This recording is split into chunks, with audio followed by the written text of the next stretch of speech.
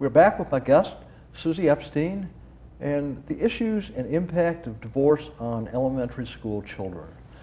Suzi, before the break, we were talking about the groups and the fact that children really spill their guts. They tell a lot more than parents think they know about, and parents think they're being discreet, but too often they're not. What are some of the other things that you heard in group that you can share without revealing any confidentiality? The children talk many, many times about the hope and wish that their parents get back together. This can happen whether the parents are even remarried or not. In the fantasy world of a child's mind, there's always the hope, the eternal hope that the parents will get back together. And they verbalize this and articulate this a lot in their drawings, in their play. We role play with puppets. So that comes up frequently in the lower L groups as well as the upper elementary groups, which would be grades 3, 4, 5. The other thing that comes up in group is the difficulty of changing households and going back and forth. The upper L kids have a tendency to have a more difficult time because of the organizational fact. It's just the idea of my backpack's here, I have more homework, I have more tasks and more chores and more projects, and stuff gets left at one person's house when it's supposed to be at the other person's house. So it's very it's upsetting for the child to not know where things are. So that's one of the things we talk about when I send home notes to parents from our group. Try your best to help your kids be organized, because that's a very difficult thing for kids, and sometimes it's overwhelming. They don't know where things are, or it might be band or instrument day for the older kids and their instruments at the wrong person's house. So one of the things that I like to do in my group is send home parent notes to talk a little bit about what kinds of things go on in group and what kinds of things parents can do to help the situation so that it's not so devastating or really debilitating for their child. And that's to offer support, to try and help them be more structured and organized, to be careful about what they say in front of the children. I send newsletters home. There's a book that I recommend to parents sometimes that's really helpful, Mom's House, Dad's House.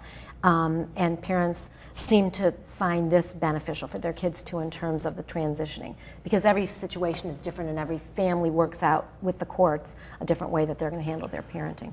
That's a good point. And Suzi, more and more we're seeing shared custodial arrangements and transitions back and forth. Sometimes it's every other week, sometimes it's multiple times during the week. Do you see any plans that are better than others? Yes. What seems to work well for the children, from what they've shared with me and from what we've seen, is if there's a continuity. So if it switches all the time, that's disconcerting for children. Some families put a calendar on the wall and refrigerators, and this is really helpful. So kids know that on the blue days they're with dad and on the pink days they're with mom or whatever, so they physically have something to go by. Another thing that kids have told me and that we've seen as helpful is if every week, let's say Wednesday is dad's night. So the child will be picked up from school from Wednesday, have dinner with the dad, sleep over the dad's and brought to school, and so are they on Thursday. We see it during the week as a one-time thing that's very typical, and then every other weekend. The important thing is whatever the parents decide on, that it hopefully is consistent so the kids don't feel like, I have no clue where I'm supposed to go. Because we've had kids crying at the end of the school day, not knowing whether to get on the bus or not knowing who's supposed to pick them up, whose house they're supposed to be at, and they're very overwhelmed. And that's, if we can take that responsibility off the children and put it on ourselves, that's helpful for the kids, and they verbalize that. So consistency, regularity, and having parents who don't forget and who are there. That's huge. And regular is very, very important. What about the difference between a divorce that's fairly low fallout, in other words, people are fairly amicable, and one where there's a raging custody battle and very high conflict? Do you see a big impact on the children in your classes? Totally. I'm thinking of an example right now in my head where there's a very amicable divorce. The parents have moved on in terms of each other, so there's not a lot of hostility or animosity, but they're there to support the children. And that's key, because many times at parent nights or parent activity nights or choir concerts or programs, the kids will say to me, I don't know who's going to come. I feel so bad. I wish both parents could come. When the situation is amicable and both parents can show up, whether they're remarried, whether they come with significant others, whatever, when the child can see that they're supported and loved by both of their family members, mom and dad, it makes it much easier for the child. So if parents, and I always stresses to my parents, no matter how much you dislike each other outside of the school, if you can present to the school, to your child, when he's in his school environment, a united front, that's critical for your child's well-being. So many times I'll say, how was the concert? And the child will say, great. What made it great? My mom and dad came. And they didn't come together, but they didn't fight. They even sat in the same row.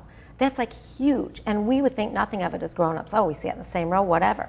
For kids, that's significant. So I think what's so important to stress is that the children, and you used it in our opening, and I think this is key, are innocent victims. They're the bystanders in all this. And I love that you use those words, because to me that's the most hurtful thing when I see kids that are being hurt and they're innocent, and parents are so enmeshed in their own argument and their own, animosity that they can't put that aside for the good of the children. And that's, I think, what's key.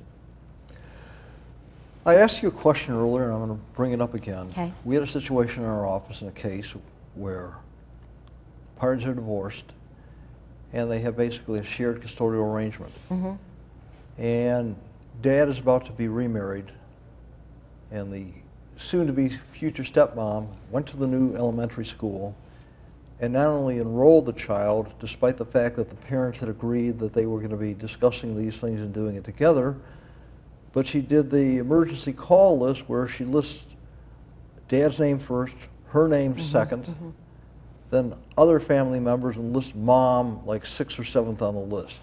Are there any rules or regulations with regard to the rights and role of a stepmother or a stepfather? Yes, I'm glad you asked me that, because I double-checked with my secretary last night. In terms of legally, if there's a court order that says one parent or the other parent cannot have access to school records or cannot get that information, then yes, there's something legally the school can do. But if a mom or a stepmom or somebody comes in and says, I need the green emergency card, that's what color our schools is, to fill out, the secretary hands her the card, the woman fills it out, the stepmom or soon-to-be mom fills it out, and turns it back in. That's what we have. And that's the order that's going to be called on. And our secretary does not go look at it and say, oh, I see you put, the real mom last. She doesn't say that because she hands her the card. She may not know the circumstances. If it's a new child to the school, we would have no way of knowing if this is the real mom, the soon-to-be mom. If she's just been recently married, then she has the same last name as the dad. And so we wouldn't have any way to know that. So legally, there's nothing we can do.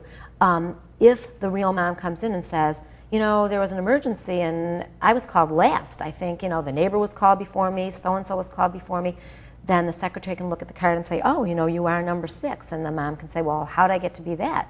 And the card was filled out by the stepmom, which, we didn't know.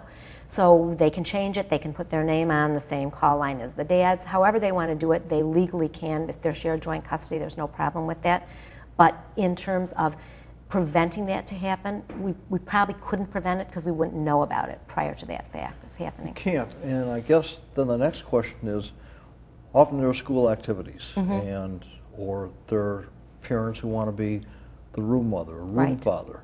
And if a step-parent suddenly walks in and says, I'm going to be the room mother or room father, and the natural mother or natural father says, no, I'm going to be, is that something you just stay out of, or you just say the courts have to handle this, or how is that handled? Usually what happens, first of all, in our school and in most schools, there's several room parents per room. So there might be 3 to 5 room parents, and they work on different holidays or whatever. The first choice would be that you would say, Mrs. So-and-so, the biological mom has also asked to be a room mom. Is that a problem for you? If she says no, then we say, then good. You guys can work it out however you best see fit. If the real mom comes in and says, I don't want stepmom to be a room mom, the teacher can say, you know what, I really can't get involved in that. Anybody is welcome to be a room mom. You need to work that out with your ex-husband and his new wife or whatever the situation is. Or she may say, or he, as the teacher may say, you know what, we have 6 parties a year. It would be lovely or wonderful if the child could have both of you come in. If you guys can't work together in the same time at the same place, then maybe somebody can take one holiday, somebody can take the other holiday party, somebody can come in for library day. But as a school or as a teacher, or even me as the counselor, we don't want to put ourselves in the middle of that domestic issue. We say this is something you guys need to work out, and we'll support whatever decision you make. Suzi, these are very valid and valuable tips. We've reached another break point. Okay. We will be right back with my guest, Suzi Epstein, counselor at West Maple Elementary School, right after this break.